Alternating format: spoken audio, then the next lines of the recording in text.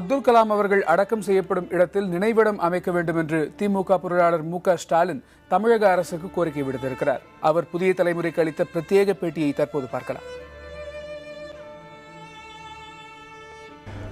அப்துல் கலாம் மறைவுக்காக நீங்க அஞ்சலி செலுத்த வந்திருக்கீங்க. அப்துல் கலாம் குறித்து மக்களுக்கு நீங்க என்ன சொல்லுவீங்க? இந்திய திருநாட்டினுடைய மக்கள் ஜனாதிபதியாக விளங்கிய டாக்டர் அப்துல் கலாம் அவருடைய மறைவு ஈடு செய்ய முடியாத ஒரு மாபெரும் இழப்பாக அமைந்திருக்கிறது.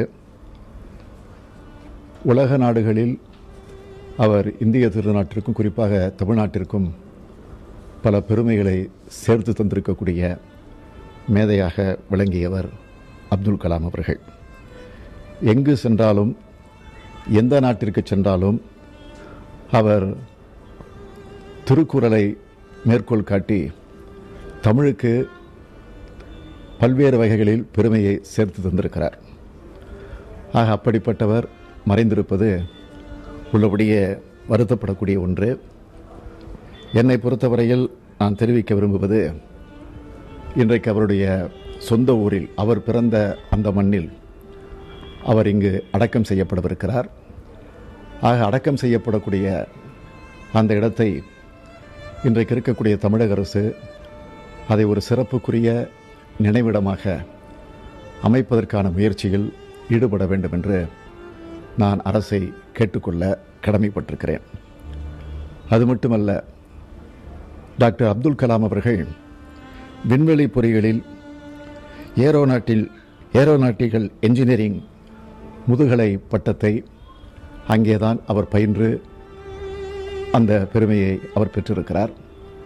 எனவே அந்த MIT Madras institute of technology என்று சொல்லக்கூடிய அந்த கல்லூரி இப்பொழுது கிண்டியில் இருக்கிறது. அது அண்ணா பல்கலைக்கழகத்தினுடைய ஒரு துணை அமைப்பாக இருந்து செயல்பட்டு கொண்டிருக்கிறது. அங்கே இருக்கக்கூடிய மாணவர்கள் எல்லாம் கூட அந்த கல்லூரிக்கு அவருடைய பெயரை சூட்ட வேண்டும் என்ற ஒரு வேண்டுகோளை வைத்திருப்பதை நான் செய்தித்தாள்கள் மூலமாக அறிந்து கொண்டேன். எனவே அந்த கோரிக்கையை நானும் இந்த அரசுக்கு வழிமொழிய கடமைப்பட்டிருக்கிறேன். ஆக இந்திய நாட்டை வல்லரசாக மாற்றிட வேண்டும் என்பதுதான் அவருடைய கனவாக இருந்து வந்தது.